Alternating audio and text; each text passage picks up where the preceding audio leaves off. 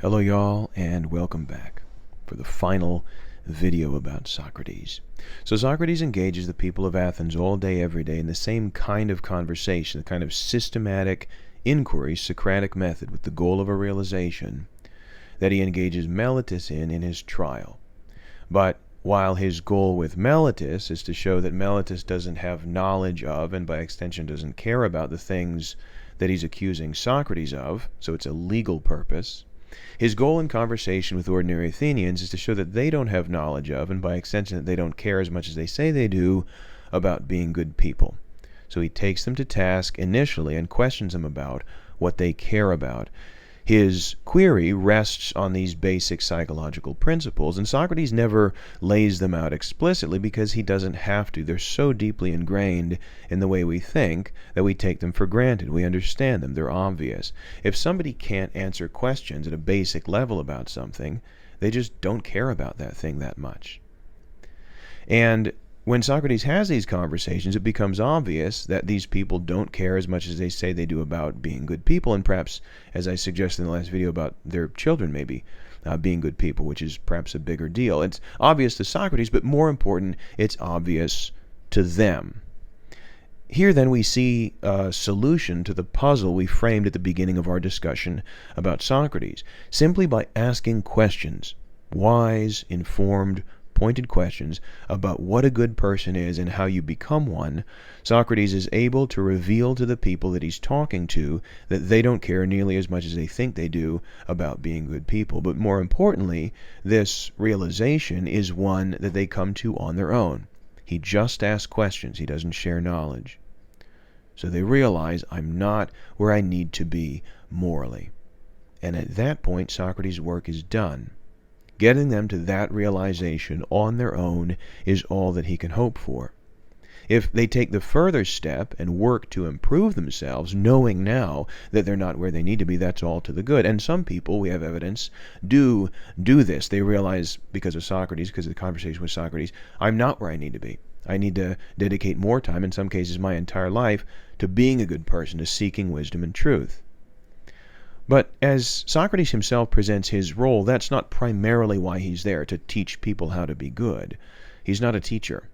He's not a preacher. He's not a guru. In fact, as he presents his role in Athens in Plato's Apology, he's not even a philosopher or an ethicist. He says, you know what I'm like? I'm like a biting fly.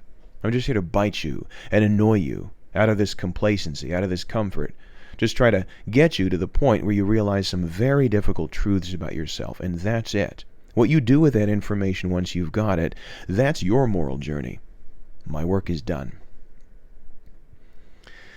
So Socrates finishes his defense. The jury deliberates. They convict. They then deliberate on his sentence, and they do sentence him to death. In 5th century Athens, they don't hang you or behead you or something. Socrates is sentenced to drink a tincture of a poisonous herb, hemlock, and he has a certain period, about 48 hours, in which to do this.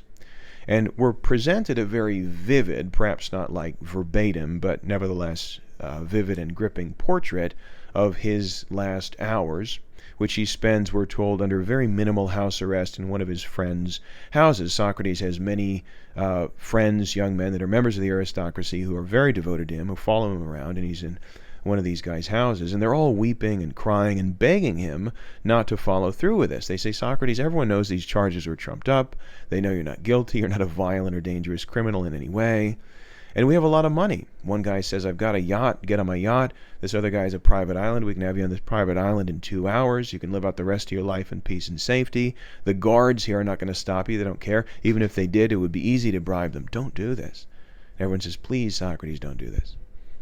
And Socrates says, at my trial, I spoke extensively, which is true, about how I don't fear death. We don't know what happens when you die. It might be really good. Why are we so afraid of it? He says, Athens has been there for me for my whole life, for good or ill. The laws have convicted me. This is the sentence. I need to go with what the laws have convicted. And again, I don't know. Death might be a really good thing. Let's do this. And he drinks the hemlock. Drinks the poison.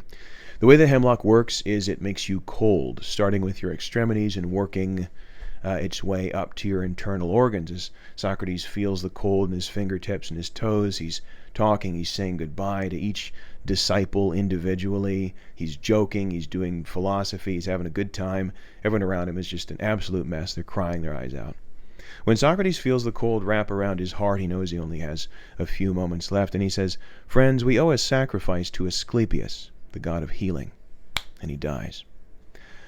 Meaning by this that his soul has been healed from the disease of life in the body and set free to go wherever the souls of good people go. So Socrates' story is over, but his legacy lives on through his most famous disciple, and it is to that disciple that we will turn in the next module. Thanks.